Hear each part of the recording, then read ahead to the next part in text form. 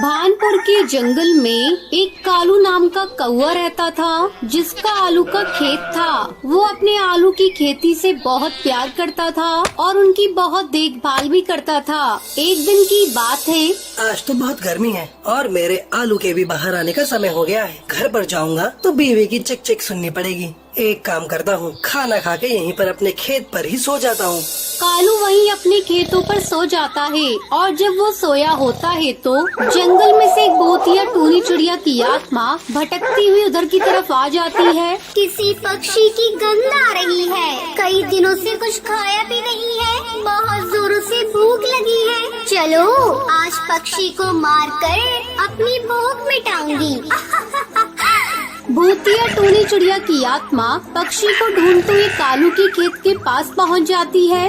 आज तो पक्षी का मांस खाने को मिलेगा। कितने दिन हो गए किसी पक्षी का मांस खाए हुए। आज तो पेट भरकर खाना खाऊंगी। कौन हो तुम? अरे बाबा, भूतिया चिड़िया की आत्मा, क्या चाहती हो मुझसे? एक भूतिया चिड़िया की आत्मा क्या चाहती है? तुझे मैं मार के खा जाऊंगी। और क्या, बहुत दिनों से भूखी हूँ। इतना हट्टा खट्टा है तो तुझे खाकर तो एक बार में ही पेट भर जाएगा मेरा।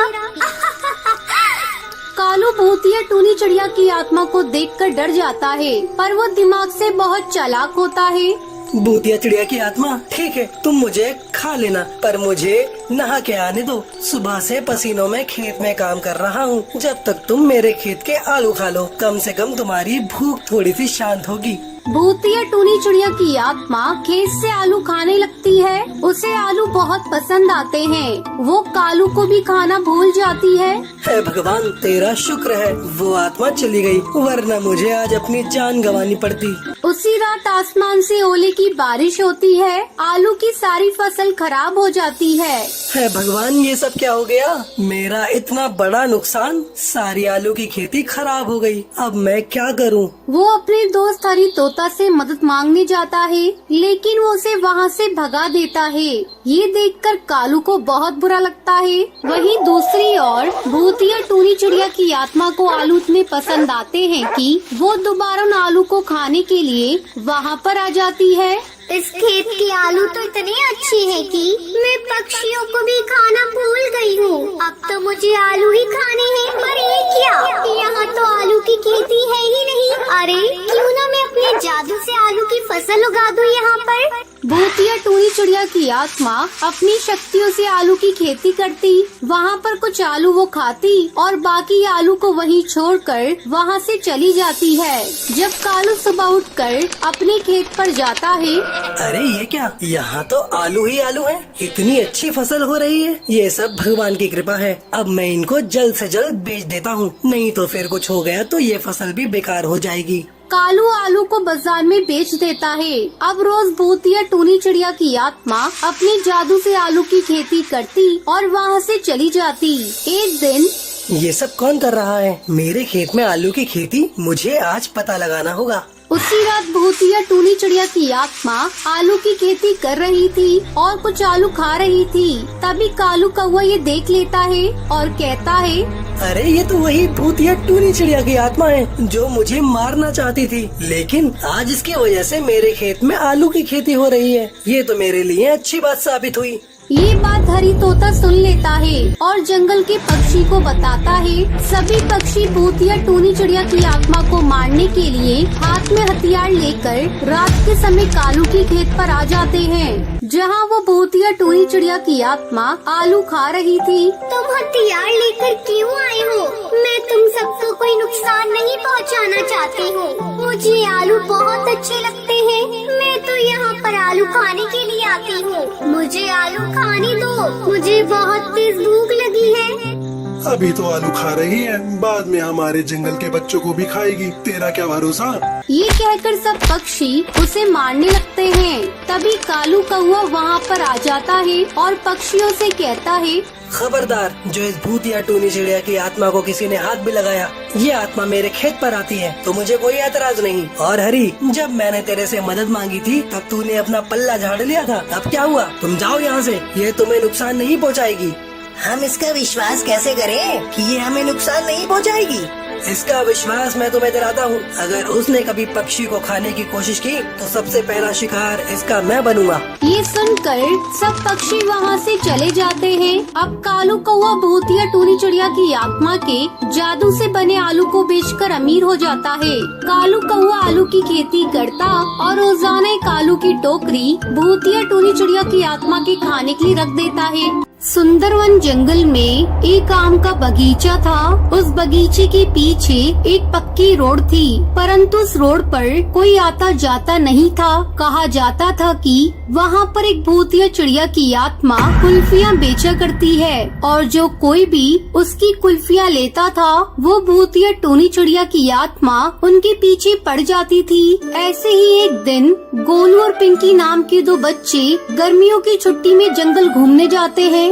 दादी देखो, हम आपके पास आ गए। मेरे प्यारे बच्चे, इतने दिनों बाद आए हैं। चलो तुम दोनों को मैं जंगल घुमा कर लाती हूँ। इतना बोलकर बबली कबूतरी पिंकी और गोलू को घुमाने ले जाती है। दादी उन्हें आम का बगीचा, अपने खेत और पेड़ पौधे दिखाती है। तभी गोलू की नजर आम के बगीचे के पीछे वाली रोड पर पड़ती है। दादी, हम पक्के रास्ते से घर चलेंगे, वो जो आम के बगीचे के पीछे रोड है ना, उससे। नहीं बेटा, उस रास्ते से गलती से भी मत आना जाना, वो रास्ता सही नहीं है बेटा। पर क्यों दादी? बेटा, जंगल के कई पक्षियों ने वहाँ भूतिया चिड़िया की आत्मा को देखा है। मैंने भी यही सुना है कि वो चिड़िया की आत्मा जिस भी पक्षी से बात करती है वो उसी के साथ उसके घर में प्रवेश कर जाती है और उनके घर वालों को मार डालती है। इसलिए बेटा, तुम वहाँ नहीं जाओगे। ये कहकर बबली बच्चों को घुमाकर घर वापस ले आती है, परंतु अभी भी गोलू का पूरा ध्यान उसी रोड पर होता है। पिंकी, तुझे आम खाना बहुत पसंद है ना? चल आम के बगीचे में चलते हैं और वहाँ से कुछ आम तोड़कर लाते हैं। गोलू, तुझे दिख नहीं रहा है? रात होने वाली है और माँ ने मना किया है। अरे पागल, रात में ही तो हम सबकी नजरों से छुपकर आम तोड़ सकते हैं। रात में हमें कोई पकड़ भी नहीं पाएगा। इस बात को कहकर गोलू पिंकी को मना लेता है और दोनों भाई बहन आम के बगीचे में चले जाते हैं। गोलू कुछ आम तोड़कर पिंकी को देता है। अब चलते हैं, देख रात हो रही है। दादी और माँ हमारी राह देख रही होंगी ना गोलू? अच्छा ठीक है, हम इस पक्के रास्ते से जाते हैं। रोड से जाएंगे तो घर जल्दी पहुँच जाएंगे। पिंकी गोलू चिड़ा को काफी समझाती है, लेकिन वो उसकी एक नहीं सुनता। इतना बोलकर पिंकी वहाँ से चली जाती है और गोलू उसी पक्के रास्ते से जाता है। वहाँ उसे एक चिड़िया कुल्फी बेचते हुए दिखाई देती है। कुल्फी ले लो कुल्फी, रंग बिरंगी तरह तरह की स्वाद की कुल्फी, बादाम पिस्ता वाली कुल्फी। आओ बेटा, कुल्फी ले लो। कुल्फी देखकर गोलू के मन में लालच आ जाता है। वो भूतिया टूनी चिड़िया की आत्मा से बोलता है, क्या आप कल भी यहाँ पर रहेंगी? मैं आपसे कल आकर कुल्फी ले जाऊंगा। आज मैं पैसे लेकर नहीं आया। कोई बात नहीं बेटा, अगर तुम्हारे पास पैसे नहीं है तो तुम मुझसे ऐसे ही कुल्फी ले लो, और अगर कल यहाँ आ पाए तो तुम मुझे कल पैसे दे देना। अभी तुम ये कुल्फी ऐसे ही ले जाओ। और वैसे भी जो बच्चे बहुत प्यारे होते हैं, मैं उनसे पैसे नहीं लेती। मैं अपनी कुल्फी उन्हें फ्री में देती हूँ। सच में आप कितनी अच्छी हो। भूतिया टूनी चिड़िया की आत्मा गोलू को कुल्फी देकर वहाँ से गायब हो जाती है। मुझे तो पहले से ही पता था कोई भूतिया चिड़िया की आत्मा नहीं होती। वो आंटी कितनी अच्छी थी, उन्होंने मुझे फ्री में कुल्फी दे दी। गोलू कुल्फी खाते हुए घर पहुंच जाता है और पिंकी को सब बात बताने लगता है। तभी उन्हें उस भूतिया चिड़िया की आत्मा की आवाज सुनाई देती है। कुल्फी ले लो कुल्फी, रंग बिरंगी कुल्फी, बादाम पिस्ता वाली कुल्फी। पिंकी, ये तो उसी कुल्फी वाली की आवाज है जिससे मैंने ये कुल्फी खरीदी थी। पर वो यहाँ कैसे आ गई? वो दोनों अपनी छत पर जाते हैं। वहाँ भूतिया टूनी चिड़िया की आत्मा अपने असली रूप में कुल्फी बेच रही थी। आओ बच्चों, ये कुल्फी खा लो, बहुत ही स्वादिष्ट है। ये कहकर भूतिया टूनी चिड़िया की आत्मा पिंकी और गोलू को मारने वाली होती है। तभी घर का दरवाजा खुलता है। टुनटुनी और बबली कबूतरी हाथों में दुर्गा माता की मूर्ति लिए घर के अंदर आ रही थी। तभी वो भूतिया टूनी चिड़िया की आत्मा वहाँ से गायब हो जाती है। गोलू अपनी माँ टुनटुनी को सारी बात बताता है। मुझे सब पता है बेटा, जब तू कुल्फी खाते हुए घर आ रहा था मैंने तभी तुझे रास्ते में देख लिया था, क्योंकि हमारे जंगल में कोई कुल्फी नहीं बेचता और तू कुल्फी खा रहा था। मैं समझ चुकी थी ये काम उसी भूतिया टूनी चिड़िया की आत्मा का है, इसलिए मैं तेरी दादी के साथ मंदिर गई और वहाँ से पवित्र देवी माँ की मूर्ति लेकर आ गई। अब हमारे घर में वो भूतिया चिड़िया की आत्मा कभी नहीं आ